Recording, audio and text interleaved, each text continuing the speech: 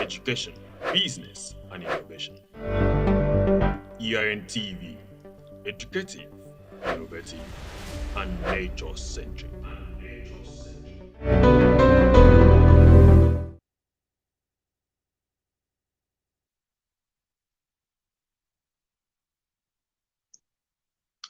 Hello, welcome to another interesting edition of Environmental Research on EIN TV. My name is Ediong Senyen Dunobong, and of course, it's always a delight to talk to you, bringing information, of course, some sort of education with regards to issues around the environment, climate change, and of course, some other matters there too.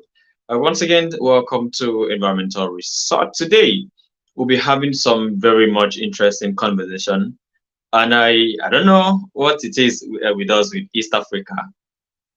We've been having tons of guests from that region of Africa. I know come to share their thoughts on the show, and today will not be different. We'll be having a young man from Tanzania who's been quite phenomenal in his pursuit for climate justice. He is a climate justice advocate, of course, and an activist. Joining us today from Tanzania. He was with me virtually some time ago, some seconds ago. I'm hoping he gets to sort his issues out. But let me ask you, what is your thought about net zero? Do you think it's realistic, or is just one of those shams or scam they want to, take on African continent to get whatever it is they want? What is your take? How do you see net zero? Do you think it's realistic? Do you think it's something Africa as a continent should pursue? Or is there a way we could, go about it? Or is there a narrative you want us to, shape with regards to net zero? There's been divergent conversations around the topic of net zero. But today on the show, we'll be talking about the outcomes of the African Climate Summit that was held, the maiden edition of it, by the way, that was held in Nairobi, Kenya, sometime in September. And it was a very robust event where we had about, I think, 30,000 people participate across the globe. And in the end, there was the Nairobi Declaration, where African leaders, came together to make their position known ahead of COP28 that will be taking place in the UAE. And so there's been series of concern questions being raised from different quarters. What is it really about the African Climate Summit? What has been the gains? What has been, especially young people? Yes, that's been the first of its kind in Africa, and young people are particular about the gains. Even when it came with so much excitement that people were really looking forward to. So these and many more will be one of the some of the issues that my guest for today will be, sharing his thoughts, and of course trying to do his very best to, shape the narrative. So I am trying to see how I can get my guest on board, and once I'm able to do that, we will be having a conversation. And if you're a young person out there and you're, able to attend the African climate summit in person, I would like you to come on this video to share your thought. So I feel very much free to come on this show to share your thought, and of course we will be glad even to read it out to our our guests and of course our audience. What is it you learned, or if even if you're following the conversation virtually, we will be glad to have your thoughts, and then see that you have something rewarding. Of course, let's just see how we can shape that conversation around the whole issue surrounding African Climate Week and the other matters that we will be discussing today. And one of those issues that has been, a problem or a burden to the people of East Africa has been the ECOP. I think East African cooperative, something oil pipeline, and I need to get that right. But ECOP in short, and a lot of young people have been raising their voice to share their thought and all of that. Okay, ladies and gentlemen, our guest is online and waiting for us. So let me see if I can get him on board to share his thought with us today. Hello, Baraka. Can you hear me? Hello, Baraka. If you can hear me, turn on your video. Oh, lovely. Okay, so our guest joining us today from Tanzania is Baraka Machumu. I hope I get the name, the pronunciation right. He's a climate activist and one of those very strong voices that we've been having from East Africa. He himself attended the African Climate Summit, and of course, he'll be sharing his thoughts with regards to what transpired at the summit, and of course, other issues as it relates to Yes. I African can soil. hear you. Okay, lovely. As it relates to Africa as a continent, and of course, a young people's perspective in regards to what happened in at the climate summit. Thank you so very much, Baraka, for joining the conversation.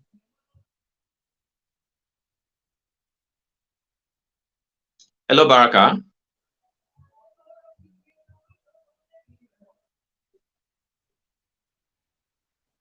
Okay, so I think Baraka is still trying to sort some technical glitches from his end, but we had a test run and it was very fluid.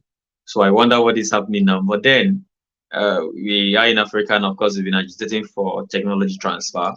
So I think even as we start as a little as connecting across, countries in Africa, we need to sincerely understand how we go about it. And of course, the people that are providing us with the internet access should, do their very best to see that we have some very good sort of internet. We get commensurate service for whatever it is we are paying for. Baraka, if you can hear me, can you just say hello?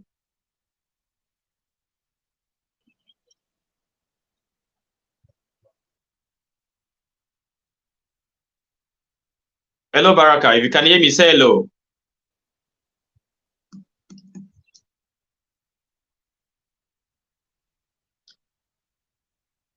Hello, Baraka. Can you hear me?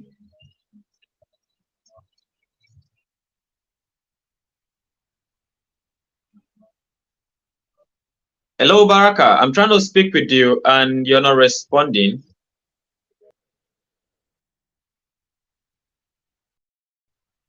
Oh, wow. Uh, uh, how do we start this? Hello, Baraka. Can you hear me?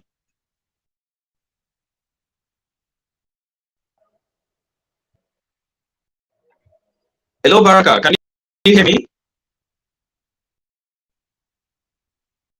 If you can hear me, just say hello, Baraka, so we can continue.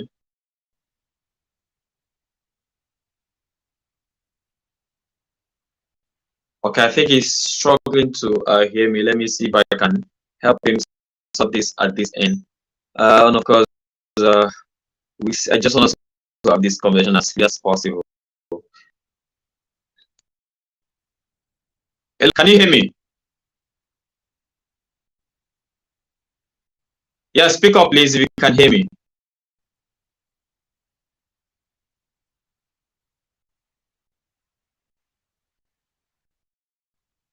Appears the internet access from his end is actually very poor.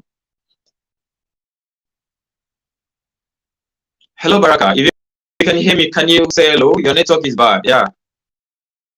Okay, I think he's still trying to see how to sort that out.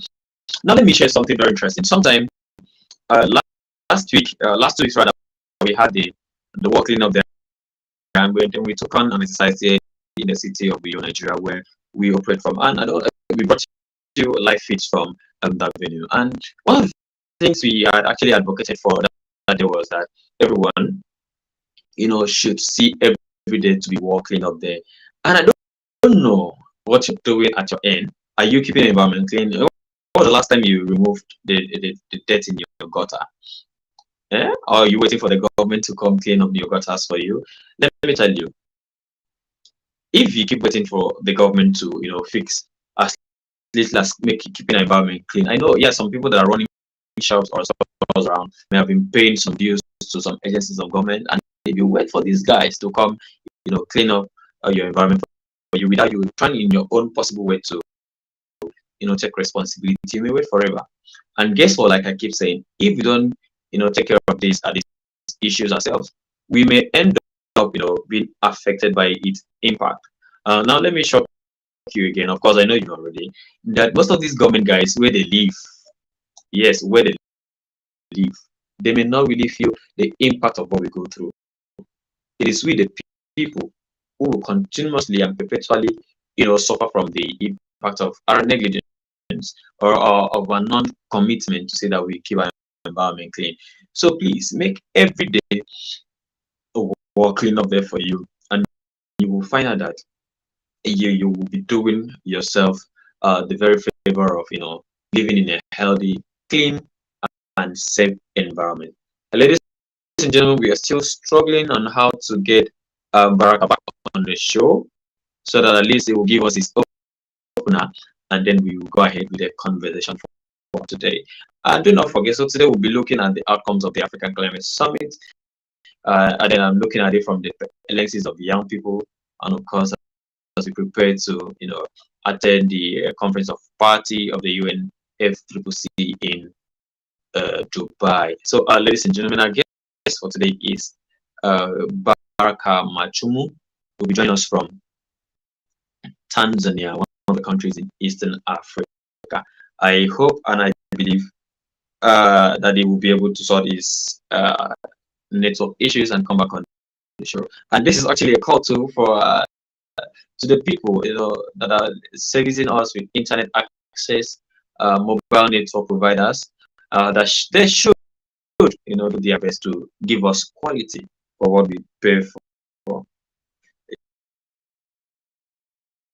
Very humbly, guys. So please do us quality, because I noticed that Baraka's network signal was very poor, and then that would stop him from coming on the show.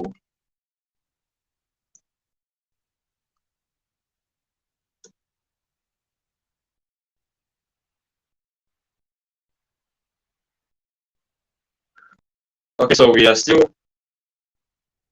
trying to see how to get Baraka back on the show, but then I would like you to share your perspective. If you were to be in a position of taking decisions, especially with decision that has to do with nature, that will influence how we operate in the environment, what would be that one thing that you would do that will create a lasting impact on the environment? I mean, when I say impact, of course you should know that we have both positive and negative impact. I mean, so in this case, I'm talking about the positive impact. What would be that one decision I would take? I know yesterday I was having a conversation with some young persons, and they shared their memories way back when they were in Cross River, Calabar to be precise. Calabar is actually one of the cities in Nigeria, and you've been hearing about Calabar Carnival. Yeah, that's where it happens. One of the biggest carnival in Africa. And then, so they were talking about the policy of government about time. I think that was when they had a governor called Donald Duke. And about that time, you wouldn't lose your conscience to throw out trash from your vehicle, from the window of your vehicle, or then you're eating on the road and you trash your waste anyhow. No, you don't do that. And in fact, you wouldn't even try, because you do not know who is watching you and what will be the action of the people around you. But then after that administration, Calabar, when you go to Calabar, you wouldn't really find what it is that you would, you'll be shocked that this is the Calabar you left a couple of years ago, and of course what is happening. But then this is a call to the current leadership in Calabar, across River State to be precise, that they should, do their very, very best to, see how they could bring back the old memories, the old, how Calabar used to be very clean, and that way, our friends, our guests, everyone will always make Calabar their destination of choice. Let me see if I can bring back our guest. I think internet has done him good now. Okay, Baraka, can you hear me? Oh, yes, I can hear you. I can. What about you? Imagine the excitement. Are you hear me? Yes, I can hear you. I can hear you. I noticed that you were struggling with your internet. I don't know what's happened, but I think there is bad internet today, because the climate is not good today. Okay, okay. Thank you so very much. I'm sorry about the inconveniences that you had to go through to come on this conversation. And of course, that's one of the sacrifices we had to make sure that our bodies are ahead, that the right is being done by nature, to see that we preserve and protect uh, our common patrimony, which is what nature has handed down to us. So, welcome to Environmental Resort, Baraka Machumu. Oh, I got your name right.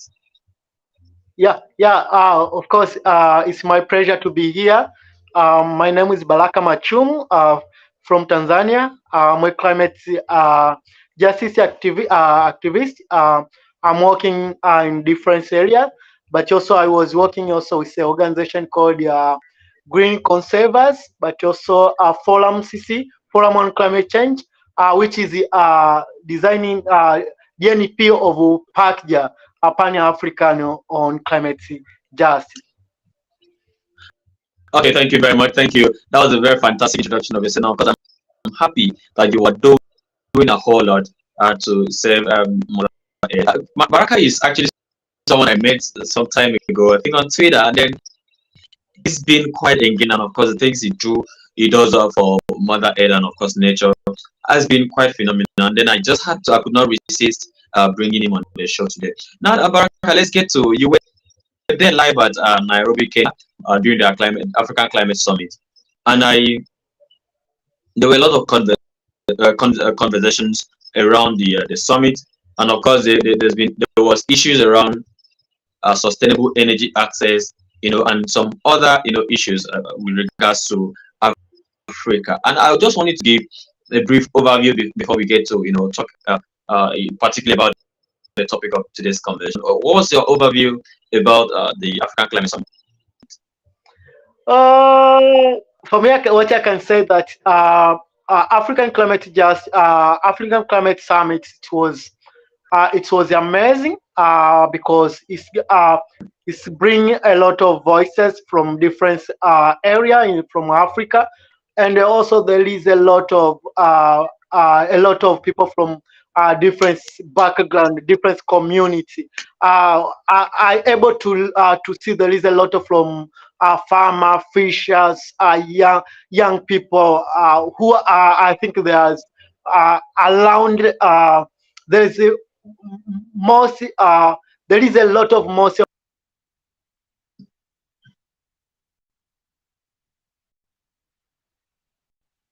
Okay, I think there's been some internet issues there, but we trust that Baraka will come to wrap up his thought on that. Hello, Baraka.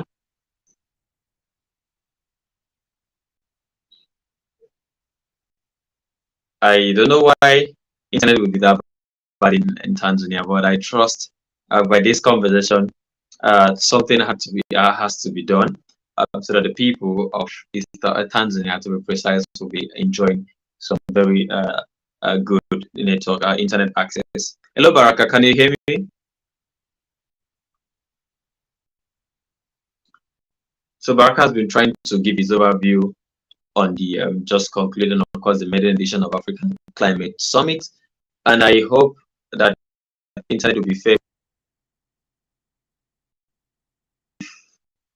Is and of course, she is thought on the just concluded African Climate Week, and then so let's get to talk about what I was talking about Calabar and some issues, pertaining to keeping our environment clean. But then there is something of growing concern, particularly in this part of the Niger Delta where I'm from, and that is what is happening to marine life and how we, the people living in this area, are taking care of the aquatic ecosystem. Sometime last month, I was in Ibno, and the amount of plastics that I saw that was being washed ashore, was quite threatening.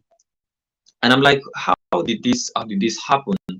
Who dumped all of this plastic waste into the ocean? How come that they are being washed ashore from the IC? And it gets me worried. And of course, I know you should be worried too. So I want to call on all of us, because we should understand that plastic does not go away easy like that.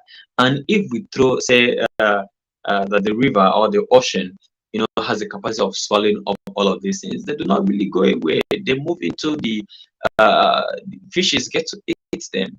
And when fishes eat, imagine you eating a fish that has eaten or ingested some plastic particles, and then you end up, eating such fish and injecting these plastic particles into your system. Imagine what will happen to you. Knowing fully well that these things does not go away, does not digest, does not degrade easily. So we should think of our actions and how they are hurting to nature, and how they, they're not quite okay for us to, do such a thing. Imagine if you were at the ocean and someone always will come to you and to dump their trash. How would you feel? So we should see even the people going to the beach, to, for recreation, to have fun, should see that, they always maintain some sanitary conditions around them, to see that they have a clean beach always. And with this, we would have, contributed our quota, either consciously or unconsciously, to, the conservation of nature. Ladies and gentlemen, this edition of the show wouldn't have been possible without the support of this amazing organization. So I would like to say very big thank you to Blue Green Initiative for Sustainable Development, Climate and Sustainable Development Network of Nigeria, and of course Pan-African Climate Justice Alliance has been doing amazing work. And currently PACJA will be in Morocco for a conference. So if you are there in Morocco, please, you just have to, give the necessary support to PACJA as much as possible. And this is, a shout out to everyone from the Nairobi Summer School, an initiative of Pan-African Climate Justice Alliance, to see that if you are in Morocco, please go out there and support PACJA and see that we have a successful event. So, ladies and gentlemen, we've been struggling to bring our guests online, and it's quite unfortunate that we are able to, have him even up to this moment. And it's been about 22 minutes gone into the conversation. I believe we should reschedule this conversation with him, but I know you would have learned a thing or two in the course of this conversation, and I know this will go a long way to guiding your, your next act. Okay, Baraka is back. I want to believe to be kind with him right now. This is Africa, guys. Yeah, it's quite unfortunate too. I don't know what is the challenge I have, but let's hope that when I'm back, it's going to be good, and we're going to finish our concept. Okay, so Baraka, now you are back live. Let's just have this conversation within the next 10 minutes and see that, we have something for you. So we are looking at the outcomes of the African Climate Summit as we move to, COP 28 in Dubai, towards achieving a net zero agenda. So I would like to ask you first: do you believe in net zero, and what's your thought? What's your thoughts around or about net zero? When we talk about net zero especially in Africa, we have a way to go, because there is a lot of issue which is hindering Africa to go in net zero. We talk about technology, we talk about political willing of our leaders to go there. So, but also we have a lot of we need to have a lot of plan to phase out the phases. You see, when I say that one, I think we have more than 3 phases in Africa if we need to move from to go to net zero. So maybe I can say that we need to have a straight phase out. We need to have a plan to go to resilience of climate change issues, but also we need to phase out to make sure that we get all the planning about renewable energy and our resources, how we are going to use it. But what I can say, if we need Africa to go to net zero, we need to have a localizing productions. This one will help us to make sure that we move to we get to net zero as Africa countries, but also to building infrastructures. As you know, most of the challenge which we have in Africa, it is the infrastructure which are stable to support us in technology, in financing, in every place which we need to go. So if we want to go to net zeros, we need to check about our to build our infrastructure, to build our technology, to build our system, our finance system, and something like that one. But also, we need to promote financial innovation in our country to make that we tap essential climate fund from people who are make us to suffer to the issue of climate Mm. change.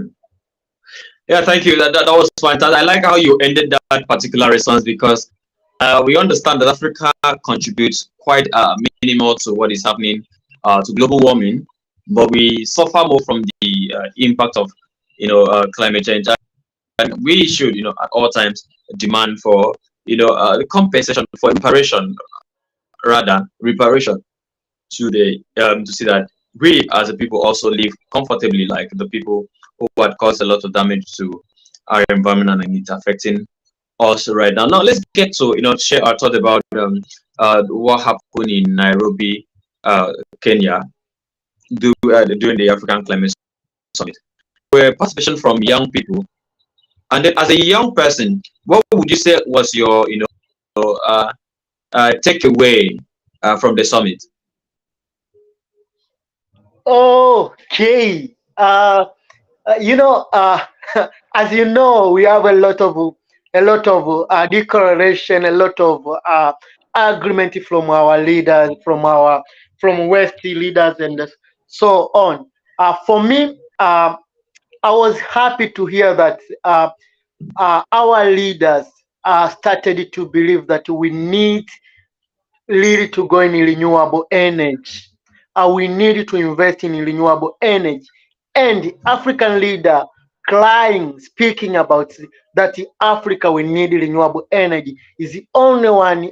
When we invest in renewable energy, it's the only our solution to make sure that we build resilience in climate change issue. That is what I was. It was something which making me to be happy to see that okay, our leader now they are started to speak what we are speaking, to speak to talk to walk the talk which we needed to. We are crying uh, in long years. We trying to push about the agenda of renewable energy in Africa and tell them that we need to phase out fossil fuel because fossil fuel is not going to help people of Africa, our community, our people. So that is what the one of my takeaway to from the African Climate Summit. But also it is the first day there is a march from young people from different area, from different community. That impressed me a lot. It shows that we have a solidarity when it's come to climate change. As the people of Africa, the youth of Africa, we need to join ourselves, to join our efforts, because all of us, we are a generation which we need to live with the generation which we want. So we need to push this one. So that one also there was there is something which triggered me to see that people coming together, people shouting about what we need as a African. Okay, yeah, thank you. But I understand that match was being, really championed by young people, and I know you were part of it. I'm happy that you are actually sharing that. And now, moving ahead. We COP is next month, and last year during COP 27 that was held in Egypt. One of the things that was interested was the loss and damage fund, and we're looking forward with so much enthusiasm towards as we move to prepare ahead of COP 28 in Dubai. And then from what happened in Nairobi, what do you think Africans should expect at COP28? Oh, okay. That uh, uh, when you talk about the issue of COP27, COP28, and most of the thing what happened there, it's like a political. You see, Highly there is political, yeah. yeah, you see people really showing what is happening, and you see there is 20 COP27 Africa focusing on loss and damage, and what is happening there. Uh, they agree to put loss and damage to the table, but we are beaten in other areas about climate finance, about mitigation, about adaptation. So as Africa, what I see in COP28, we need to go there as a one voice, with all we prepared with uh, what I can say.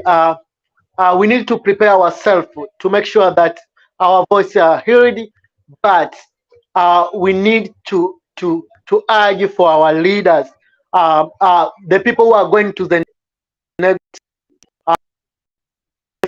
to make sure that they are going to work, to make sure the agenda of Africa at the table, but also as a consider take as a first priority, because it's a place where we are really vulnerable to climate. I don't know if I answered your question very well. Yeah, I saw you did. Like you rightly say, this particular conference of parties should not be a tea party sort of conference where people will just go and enjoy themselves, do shopping. But then we should really go with the issues affecting Africa as a continent to present matters on the table of where we take critical decisions that affect Africa. And of course, they should see how they can drive to the implemented for loss and damage reparation. And of course, recently there's been issues of threats of earthquake in Djibouti, and so these are the impacts we've been talking about in Africa as a people. And there was issue of flood in Nigeria. There was issue of flood in, I think, Rwanda and some other places. So we really need to go there and speak as one voice, and to see that we get the right, we do right by Africans, and of course especially the young people. Now let's get to, let me get to your perspective regards to the involvement of young people in policy framing, especially as it regards to do with your country Tanzania, because I must have a feel of what is happening in Tanzania before we wrap up this conversation. So what is really the situation of things with regards to climate action, and of course the things you're doing in Tanzania? Can you come again? I just want to have a feel of what is happening in Tanzania, how young people are being carried along or get involved in climate leadership, climate advocacy, and of course how they are taking action to combat climate change. What is really happening in Tanzania? What has been the situation over there? Yeah. Well, we are started in this journey long time ago, but what I'm happy for now is that a lot of young people in Tanzania, they are joining the movement, and this one give me a hope that we are going to change the narrative of climate justice in Tanzania. I can tell you, this year we able to organize pre-COP for young people of Tanzania. This really give me a hope that Tanzania young people now are wake up, are speaking, and we are in Africa Climate Summit. Young people from Tanzania, there are a lot of them there, and there is people are traveling from Tanzania by bus to go to Nairobi to make sure that their voice they are hearing. So that is a great thing. This is amazing, and this one you give us a hope as a young people that okay, now we are speaking, and we are trying to challenge our government by using any means, by sitting together speaking, but also by using our social media handle to make sure that we fire we make the frame of our fire to be healed. Yeah. Okay, so there's something I've noticed you've been so passionate about. That is the ECOP, and there's a Stop ECOP campaign that you've been seriously been involved with. What about that project? Would you want to share your thought on that? Okay. When we talk about ECOP, is a pipeline, is a project of the pipeline from Hoima, Uganda to Tanzania in Chongoleani, Tanga, and this is a pipeline where we are our country, our Uganda country, totally, and the Synon are working on that. They are a stakeholder, and what I can say, this pipeline is already affected a lot of people especially in Tanzania, because 80% of the pipeline is will be in the land of Tanzania, and most of people who are vulnerable to climate change are the people this project take their lands, taking their, yeah. So and also, as you know, that we need to move to from fossil fuel to go to renewable energy. And when you see this project is not going to benefit Uganda or Tanzania, because 7% of the state of the benefit of is going to the total. I thought which are the, so you can see, but also Tanzania and Uganda take only 30%. I mean 50 to 50. So you see that it means that it's not going to benefit us, but also it's going to amplify. It's going to amplify climate change. It's going to produce greenhouse gases, carbon dioxide, more Tanzania is using now. So you can see why we are pushing this one, to make sure that people understanding climate change is, people understanding that climate change causing by fossil fuel. So, but also you can see that the project, that project also they are taking the oil not preferred. They are taking the oil and they go to prefer to another country, not Africa, out of the of Africa. So it means that they are not going to benefit us. That oil is not. You can see that oil is not making for us. They are taking our oil. That's why we say that we needed to stop this project. Okay. Okay. So has there been any significant progress so far with your advocacy, activism, and everything you're doing to see that some reasonable measures are taken against the ECOP project? Yes, can you come again, please? I said, with your advocacy and activism, and of course, what other young persons are doing in Tanzania to see that they stop ECOP, has there been any level of improvement to see that your actions are paying off? Yeah, there is a lot of improvement. You can see, for instance, there is a lot of insurance company dropping the project. There is a lot of banking, more than 24 bank is dropping the project. So this one shows us that this is a hope for us and for the community, for the people who are affected with this project. But also there is a lot of young people joining the movement, speaking. There is a lot of people already affected with the project. He started to speak out what happened to the grassroots. So this one gives us a hope to continue to fight for the climate issues, but also for climate justice for our people. Okay, I like the fact that you have the evidence of what you're doing, and I wish in the Niger Delta region of Nigeria, this has happened for the past 50-something years, and it's been a mess. Our environment has really been messed up, and our voices now are trying to be heard. Even we had some voices that were speaking up before now, but I wish we had it was in this age young people are really up to date with the information. But then I'm grateful that people stood up against this action, and of course with what you're doing in Tanzania and your team, and of course other young people.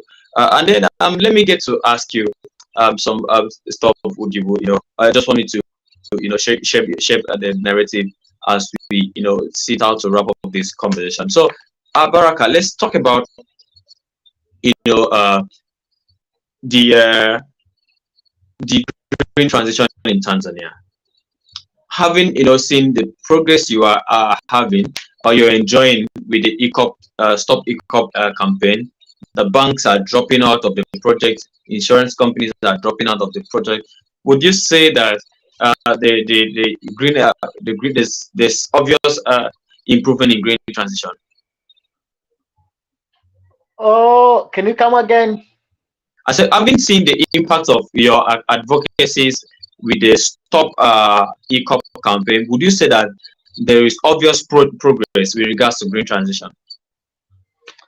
Oh, yeah, sure. Tanzania, we have a lot of renewable energy potential, and it's a matter of political willing to go to invest in that one. You can see to the Stop ECOP, there is Tanzania putting more than 100 billion of money in the project. So the question of us is that that money can be putting in hydropower, can be put in geothermal, can be putting in solar energy and something like that one. So what we need is that we need to push them to see this potential we have as a country, to see what we are. God blessing us to make sure that we're using them, we tap them, we analyze them, and use in a good way. That is. But what I can say to the way to the green transition Tanzania, there is a lot of I was involving in a lot of renewable energy strategies. Also in different discussion about clean cooking energy in Tanzania, and there is our state leaders have a political willing of starting to speak about that one. Give us a chance to speak about that one. Give us a table. Give us a platform to speak about that one. This is the way. I think this is the way to go. All right, thank you very much, Baraka. I must sincerely appreciate you for finding time to come on the show today. Ladies and gentlemen, this is Environmental Resort on EIN TV. My name is Edion Cleaning Dunobong. So today we'll be having a conversation with Baraka Machumu from Tanzania, who's been sharing his thought with regards to what happened in Nairobi, Kenya, and of course talked about the Nairobi Declaration. We moved to talking ECOP and some other issues pertaining to the environment. Of course, we went as deep as discussing issues that borders Tanzania in particular. And I would like to say very thank you to you that has always been a part of our conversation. But before I allow Baraka to go, I would like to just ask him one question. And Baraka, over to you. If we're to be in a room filled with young people of African descent, and you are to talk about the environment, the impact of climate change, and how young people can get involved, what would be that one thing you would say to the young people in that hall? It's what I can say to you, it's simple that they are needed to documenting the impact of climate change in their community. This will help them to have the evidence of speaking in front of the people, but also they need to be the champion of their community because their community depends to them. Thank you. Their community seriously depends on it. Thank you so very much, Baraka, for finding time to be on the show today. And I hope to have you when next we call on you. We do have the privilege of having you again on the Environmental Resort. Thank you so much to have me here. I'm happy to join you today. Thank you and see you again. All right, thank you so very much, Baraka. I sincerely appreciate you. Okay, so ladies and gentlemen, today on Environmental Resort, we had a guest all the way from Tanzania join us, share his thoughts on what transpired at the African Climate Summit, and then we move ahead in time. In regards to the situation of things, we're talking about the ECOP project, how the pipeline is traversing about 3 countries, and of course the oil is being taken out of Africa. to refine elsewhere. And that's one of the things here in Nigeria have been advocating for. How would you take our crude oil at a cheaper price and then refine, bring back, and sell to us at a very expensive, exorbitant rate? So let's see how we can, even if we are to continue in this line, let it be refined here, and then from that way we can channel the resources to promoting, to supporting how we can move into the renewable energy space, to see that we allow the oil to be on the soil. And then moving forward, as we move to prepare to move to Dubai for Conference of Parties of the UNFCCC, the 28th, we should see how we can speak as one people with one voice. That way, I think our voices will be heard. And there's something I know the EU are doing. They speak with one voice. And I want to believe African Union or the African Union Commission want to come together and see that African position, irrespective of the country, irrespective of the issues, will come together, harmonize interests, and speak to, with one voice when we get to issues of the table of global where we discuss at the global space, such that African position can always be respected and of course has the needed weight to to stand whatever it is being thrown at. Because I know out there they will always want to see how to talk down or see how to do some back end to see that they take the issues pertaining to Africa lightly. But if we come together with one voice and as a people, we would achieve so much. And I'm happy that Pan-African Climate Justice is championing this cause in Africa, and of course I understand some other organizations like Health of Mother Earth Foundation in Nigeria, and of course Climate and Sustainable Development Network is doing fantastically well in Nigeria, to see that they canvas and of course gather other CSOs to come together in unison to see that they have their voices heard and the right thing is being done by nature. On this note, I would like to say a very big thank you to you, as always, spent your time to be a part of the show, and of course to our guests who all the way from Tanzania joined us today despite the technical glitches they had. Thank you so very much, Baraka Machunu, for coming on the show. And thank you to our sponsors and our partners, Blue Green Initiative for Sustainable Development, Pan-African Climate Justice Alliance, of course, Climate and Sustainable Development Network of Nigeria. And again, I have good news. Sometime this month, the first Pan-African Agricultural Conference will be happening in Abuja, Live, Nigeria. This project has been spearheaded by Climate and Sustainable Development Network of Nigeria, Pan-African Climate Justice Alliance, and of course the government of Nigeria in partnership with other organizations. So I'll be looking forward to having you join us virtually or whatever means you can join us live in Abuja. Thank you so very much, ladies and gentlemen, for being a part of the show today. And with this, I would like to say thank you once again for joining us today on Environmental Resource. My name is Edion. See you next week. Bye-bye.